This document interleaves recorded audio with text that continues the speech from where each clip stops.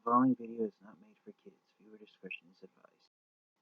Hello to my subscribers, this is the TFN coming to you with a special review of a Transformers action figure that, for 50% of Transformers fans, this figure finally settles a debate that has existed in the Transformers franchise since almost the beginning back in 1984, and for the other 50% of Transformers fans and collectors, the debate is not settled, and it probably most likely never will be.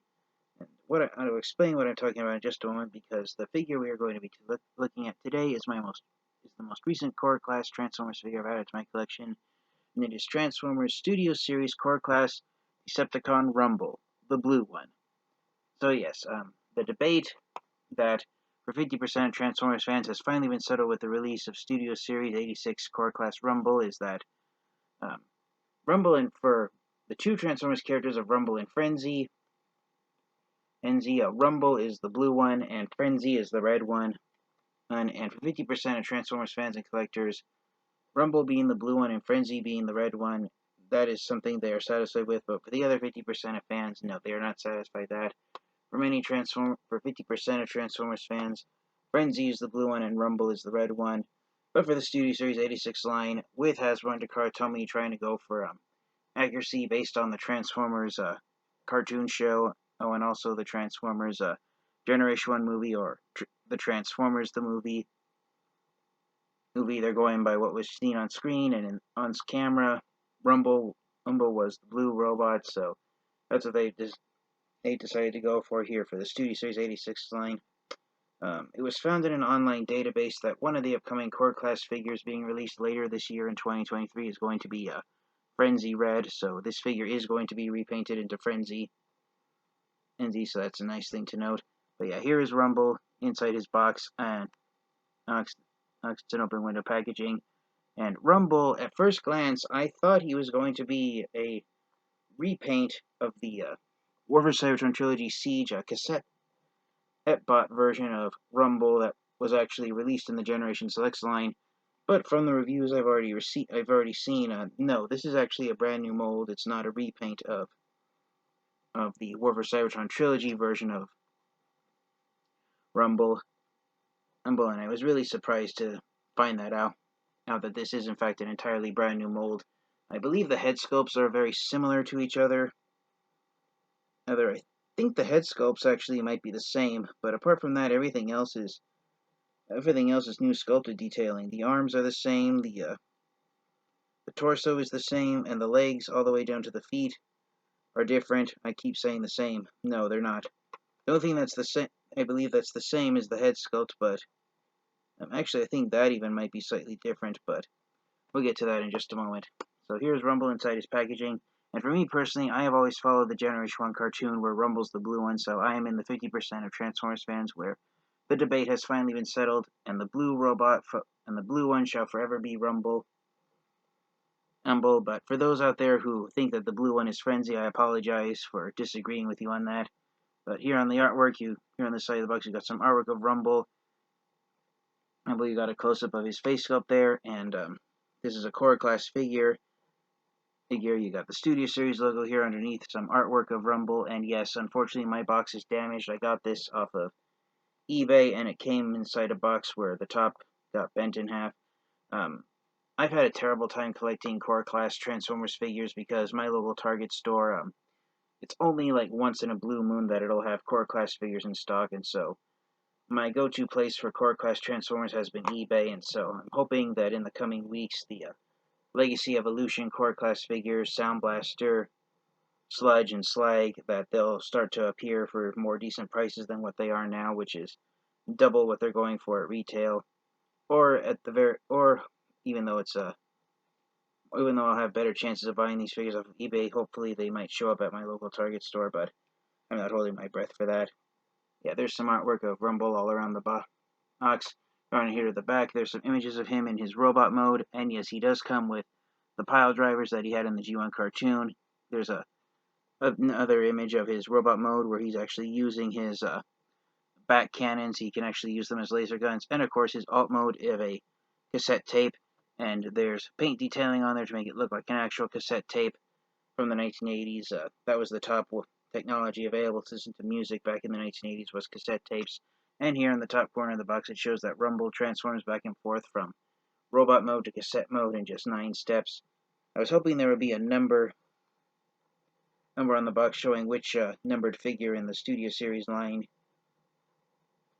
Iron Heat Rumble is actually supposed to be, but I believe they are not putting numbers on the core class transform or class size.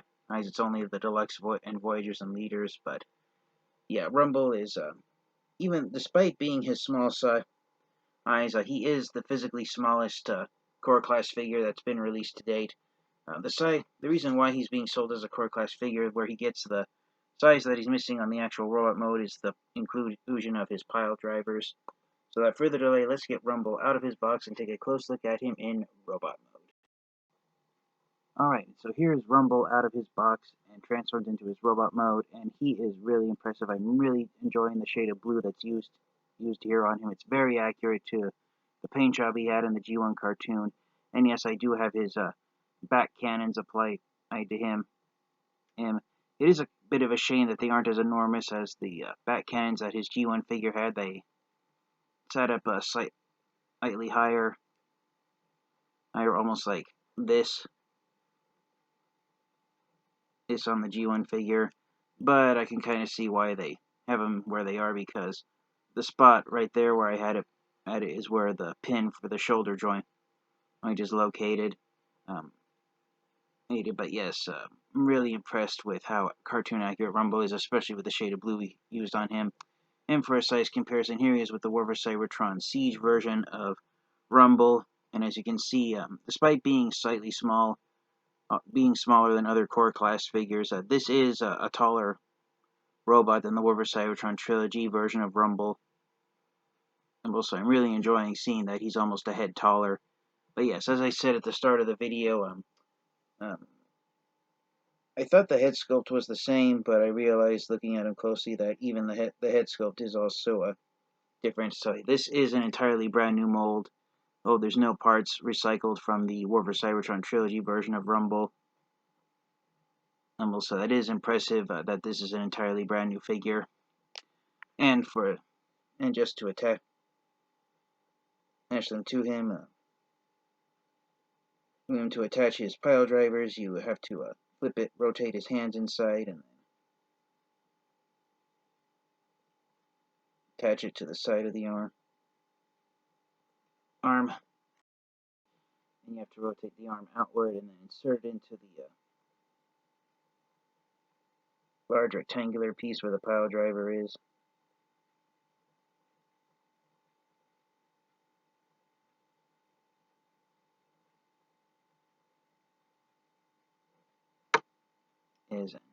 Having the pile drivers in this orientation, where you rotate the arms like this is almost the same as how the pile drivers that came out of Rumble and Frenzy's arms in the G1 cartoon.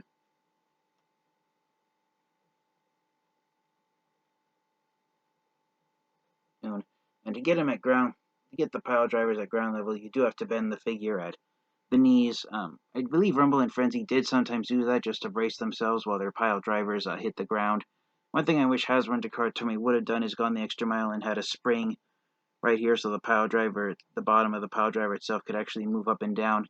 Takara Tomy designed that for I believe for the masterpiece versions of Rumble and Frenzy, but it would have been very nice to see that happen here on the new core class figure. For articulation, it's pretty standard for like the other cassettes. You got a ball joint in the shoulder. The arms can technically move. The hands can technically move in and out when you don't have the pile drivers attached, but that's primarily a transformation joint. The head is on a ball joint, but fresh out of the box, it's kind of hard to rotate, so I'm not even going to bother. The legs can't go forward this far. They can go back that far. Alright. If you have the pile drivers attached to the arms and you want to spread the legs out, Rumble can do a full splits. He has ball jointed knees, so the leg can go outward. This can bend this far or back at the knee, but that's primarily due to transformation. The toes of the feet can go up and down at the ankle, but that's also again a transformation joint. And of course, one thing he can do is you can detach his back cannons and attach them to his arm, and he can use them as laser guns. The G1 figure did that. And on occasion, Rumble and Frenzy would use their back cannons as laser guns in the G1 cartoon. I won't show that off right now. But you basically get the idea. One thing I wish they would have done is, instead of this like dull white, I wish they would have done the back cannons, as I wish they would have at least made them out of silver plastic. On the Generation 1 versions of Rumble and also Frenzy, the back cannons were actually silver chrome. I know they couldn't do that right now because chrome's expensive and it's known to chip and fade over time with age. But I think having these made out of silver plastic would have been much better than the dull white plastic that was used on here. So once again, for a robot mode size comparison, here is a Studio Series Core Class 86 Rumble next to Werber Cybertron Trilogy Rumble, and you can see with the power drivers attached how this is a step up from the Micromaster cassettes from the Siege and Earthrise lines compared to the new Core Class size figures. And for one last special size comparison, while we have Rumble transformed into his robot mode, here he is with the Werber Cybertron Trilogy Earth Mode Netflix or Earthrise Netflix Soundwave figure, along with the Earth Mode versions of Ravage and Laserbeak. So it is nice to have Rumble united with Netflix Soundwave and also the Netflix Earthrise versions of Ravage and Laserbeak as well. So we have the original trio of Decepticon cassette that's deployed from Soundwave and ready to do battle against the Autobots. So it's really nice seeing Rumble standing here amongst his fellow amongst his sub-commander Soundwave and his fellow cassette bots once again. And with the announcement that Rumble is getting repainted into Frenzy later this year, I hope Laserbeak will finally get repainted into Buzzsaw, and that we can have Buzzsaw to finally have all of the cassettes done for the War for Cybertron trilogy, Soundwave mold at last. I really hope that we do get Buzzsaw down the line. I know it would be a shame if we don't. And who knows, maybe they might surprise us, and just like Rumble and Frenzy here, Hasbro and Takara Tomy will design a brand new figures of Laserbeak and Ravage in core class size. Nice, but yeah, really nice group shot here of Soundwave with the original cassette bots he had at the beginning of the G1 cartoon. Let's get Rumble transformed into his alt mode, and we'll wrap up the review. Alright, and here is Rumble transformed into his cassette mode. This is the front side. I apologize for my camera not being able to pick it quite up. Let's see if I can adjust the brightness. It's not letting me while I'm filming. But anyways, as you can see, there's some silver detailing right there. Here it is all paint, but it is designed to evoke the image of what the original Generation 1 Rumble figure looked like in his cassette mode. For a size comparison, here he is next to the War for Cybertron Trilogy Rumble figure. It's really hard to tell, but if I shine it on the light right there, you can see the sculpted detailing right there on the War for Cybertron Trilogy Rumble, which is now paint on the Studio Series 86 figure. But it is, again, it is a nice comparison, and it's nice to see that Hasbro and Takara Tomy went the extra mile and designed an entirely more, in my opinion, even more G1 accurate cassette mode for Rumble for the Studio Series 86 line compared to the War for Cybertron Trilogy figure. One thing to note about these two versions of Rumble is that on the Studio Series 86 figure, the robot mode head ends up on the front side of the cassette. When flipping them around, the head is actually on the back side of the face, at least, is on the back side of the cassette head on the War for Cybertron Trilogy figure. But overall, it is a pretty fun transformation. And unfortunately, no, there is no way of attaching the pile drivers to Rumble while in cassette mode. There's no sculpt detailing available anywhere here at all. There are some 5mm hexagon-shaped ports on the back, but pretty much the best way to attach the pile drivers is to slightly lift the arms upward and then attach the pile drivers right here. I guess you could, since this is the front side of Rumble here, you could attach them facing this way if you want. Attach them facing this direction if you wanted. And you can make it, and it does end up looking like, I don't know what this would look like here and here, but yeah, that's pretty much it. Similar to the Generation 1 action figures, also the only way to attach the back shoulder cannons is putting them in the same 3mm ports that they are when Rumble's transformed into his robot mode. So if you don't want Rumble to lose any of his accessory pieces while he's transformed into cassette mode, then unfortunately, attaching both. This is what Rumble ends up looking like when both his pile drivers and his shoulder cannons are attached to him in cassette mode. I guess if you wanted to use I guess if you have an active imagination, you could try and pretend that it's and that when all the accessory pieces are attached, it's a kind of melee weapon if you wanted, or a tiny spaceship. If you were inclined to think that. So. It is a tad disappointing that there's no way of attaching the pile drivers directly onto Rumble when in cassette mode. Let me see if flipping up the feet is any way of attaching them there. I was hoping there would be, but it appears there is not. I kind of almost wish that they would have designed a way for the pile drivers to like peg into the feet, so then you could attach the pile drivers to Rumble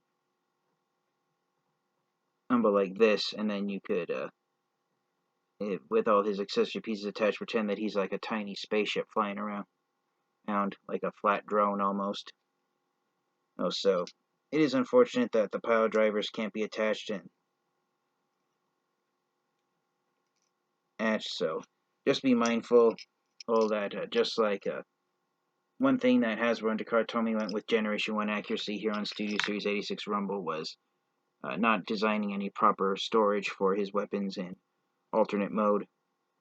So if you want to keep Rumble transformed into alternate mode, just like the Generation 1 figure, you're going to have to keep his accessory pieces maybe in a bag or something to prevent yourself from losing them. And just like Rumble and Ravage and Laserbeak, I meant to say, you can technically store or Rumble inside Soundwave's chest, but it is a very tight fit.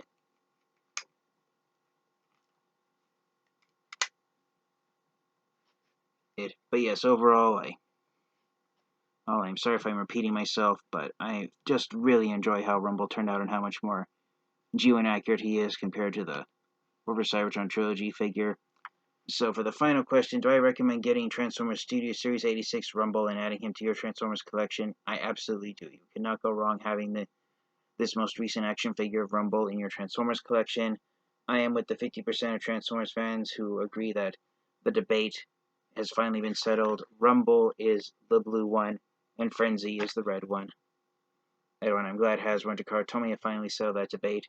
And for those Transformers fans and collectors who feel the opposite way, maybe Hasbro and Takara Tomy will continue to let Rumble and Frenzy suffer an identity crisis and go back and forth saying that one character is one color scheme and then it's the other and switch back and forth. Hasbro has done that several times in the past, and so has Takara Tomy, so time will tell if once and for all the debate has been settled as to whether or not if the blue one truly is Rumble or if it is Frenzy. I am with the Transformers fans who say that Rumble is in fact the blue one and the debate has finally been closed. But thank you guys all so much for watching. This has been the TFangy. This has been my review of Transformers Studio Series 86 Core Class Rumble. Oh yes, I almost forgot. One thing to note about Rumble is that when you're transforming him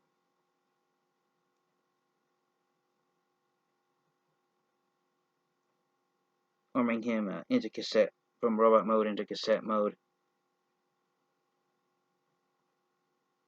this is the front side of the cassette. Make sure that the hip joints here that form Rumble's pelvis make sure that the large pins are facing the back side of the cassette and that the smaller sides of the pins are facing the front of the cassette. Because if you have them switched around, then Rumble wants to curve backward into almost like a bow shape. So just make sure you have the hips in this orientation, otherwise Rumble doesn't want to peg in together. Thank you guys all so much. This has been the TF Geek. Next time, you guys, I highly recommend you get Stu Series 86 Core Class Rumble if you find him. Stay safe, stay healthy, transform and roll out. Goodbye, everyone.